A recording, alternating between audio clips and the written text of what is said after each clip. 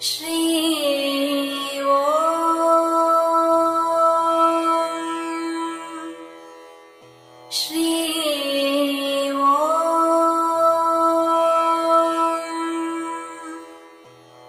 श्री ओम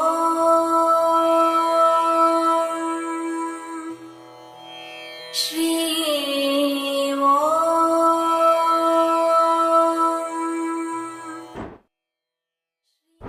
விஷயம். மதவாதிகள் திருந்த வேண்டும். மதம் என்பது என்ன?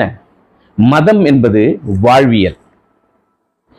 மதத்தை பின்பற்றுவது நம் பிறப்பை அடிப்படையாக கொண்டும் நமக்கு பிடித்ததை வைத்தும் ஒரு மதத்தை நாம் பின்பற்றுகின்றோம்.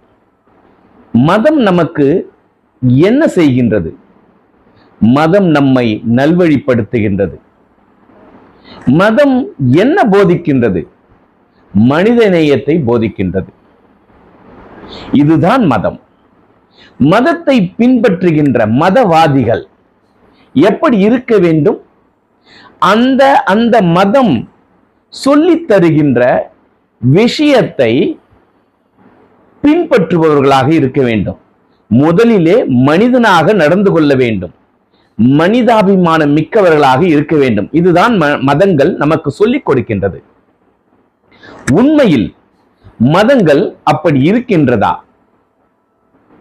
மதவாதிகள் அப்படி இருக்கின்றார்களா என்றால் கசப்பான உண்மைதான். மதவாதிகள் அப்படி இருப்பதில்லை. மதங்கள் மாறவில்லை. மதங்களின் மத கோட்பாடுகளும் அப்படியே தான் இருக்கின்றன. ஆனால் அதை பின்பற்றுகின்றவர்கள் அதை சரியாக பின்பற்றுவதில்லை. அன்பை மட்டுமே அடிப்படையாக கொண்ட மதத்தை பின்பற்றுகின்றவர்களும் அந்த மதத்தின் குருவும் இனப்படுகொலையை ஆதரிக்கின்றார்கள். இது சரியா? இந்து மதத்தை காப்பதற்காகவும் நாட்டை காப்பதற்காகவும் தோற்றுவிக்கப்பட்ட ஒரு மதம் நாட்டை பிரிக்க முற்படுகின்றது. இது எப்படி சரியாகும்? ஒரே இறைவன், அவன் அன்பானவன் என்று சொல்லக்கூடிய மதத்தை பின்பற்றுகின்ற பிரிவினருக்கிடையே கொலைகள் நடக்கின்றன, அழிக்க துடிக்கின்றார்கள். இது எந்த விதத்தில் நியாயம்? அதே போன்றுதான் இறைவனே அன்பின் சொரூபம் என்று சொல்லக்கூடிய ஒரு மதத்தின் உட்பிரிவுக்குள் ஒருவரை ஒருவர் மகா கேவலமாக திட்டிக் கொள்கின்றார்கள். ஒரு பிரிவை மற்றொரு பிரிவு அழிக்க துடிக்கின்றது. அந்த மதத்தை போதிக்கின்ற போதனை செய்கின்றவர்களை மற்றொரு பிரிவினர் கேவலமாக பேசுகின்றார்கள்.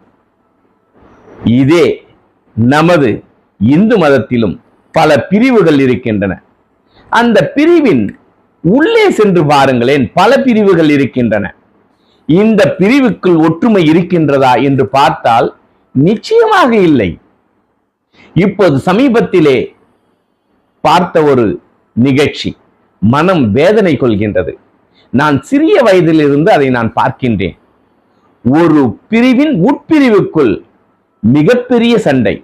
அவர்களுடைய இறைவனோ ஒரே இறைவன், ஆனால் அவர்கள் இடுகின்ற குறியிலே சிறிய மாறுதல் தான். ஆனால் எப்படிப்பட்ட சண்டை அது! அவர்களின் வாயிலே வரக்கூடாத தகாத வார்த்தைகளை வைத்து சண்டை. இது கேட்பதற்கே மிக மோசமாக இருக்கின்றது. இந்த மதத்திற்குள் இத்தனை பிரச்சனைகளை வைத்துக் கொண்டு இந்த மதங்கள் எப்படி மனிதனை நல்வழிப்படுத்த போகின்றது என்ற எண்ணம் தோன்றும் போது மனதிற்குள் மிகப்பெரிய வேதனை இருக்கின்றது. மதங்களிற்குள் நான் பாகுபாடு பார்ப்பதில்லை, என் குரு பாகுபாடு பார்ப்பதில்லை. ஏனென்றால் நாங்கள் எங்கள் குரு நிச்சயமாக நம்புகின்றார் மதங்கள் மனிதனை நல்வழிப்படுத்தவே தோன்றியது என்று. மதங்களிலே எந்த பிரச்சனை இல்லை, ஆனால் மதவாதிகளிடம் பிரச்சனைகள் இருக்கின்றன. அவர்கள் முதலில் திருந்த வேண்டும். பிறகுதானே என் மதம் உயர்ந்தது என்று நான் கூற முடியும். நான் ஒழுக்கமானவனாக இருந்தால், என் மதம் சொல்கின்ற செயலை நான் செய்பவனாக இருந்தால்தான் என் மதம் உயர்ந்தது என்று என்னால் கூற முடியும். இது ஒவ்வொரு மதத்திற்கும் பொருந்தும். இதே போல் இந்த மதத்தின் உட்பிரிவுக்குள் வருகின்ற சண்டையை பார்க்கும்போது மிக வேதனை என்னவென்றால், இந்து மதத்தின் ஒவ்வொரு பிரிவுக்குள்ளும் ஒவ்வொரு குழுவிற்குள்ளும் ஒரு குரு இருக்கின்றார்கள். ஒரு குழு மற்றொரு குழுவை திட்டுகின்றது, மகா கேவலமாக பேசுகின்றார்கள் என்றால் அந்த குருமார்கள் என்ன செய்கின்றார்கள்? அந்த குருமார்கள் திருத்த வேண்டும் அல்லவா? நிச்சயமாக ஒவ்வொரு குழுவிற்கும் ஒரு குரு நிச்சயமாக இருக்கின்றார்கள். அந்த குரு என்ன செய்து கொண்டிருக்கிறார்கள்? அவர்களால் திருத்த முடியாதா? அந்த குரு சொல்லுகின்ற செயலை திருந்தவில்லை என்றால் அவர்களை வெளியேற்றுங்கள். வேண்டாம், அவர்கள் என்னை சார்ந்து இருக்கக்கூடாது, என் மடங்களை சார்ந்து நீ இருக்கக்கூடாது என்று சொல்லி பாருங்கள். நிச்சயமாக திருந்துவதற்குண்டான வாய்ப்புகள் அதிகம். அப்படி மதவாதிகள் திருந்தவில்லை என்றால் நாம் எப்படி நம் மதங்களை நாம் நம்மளுடைய அடுத்த சந்ததிகளுக்கு சொல்ல முடியும்? என் மதம் அன்பை போதிக்கிறது, என் மதம் மனித நேயத்தை போதிக்கின்றது என்று எப்படி நாம் நமது அடுத்த சந்ததிக்கு நாம் கொண்டு செல்ல முடியும்?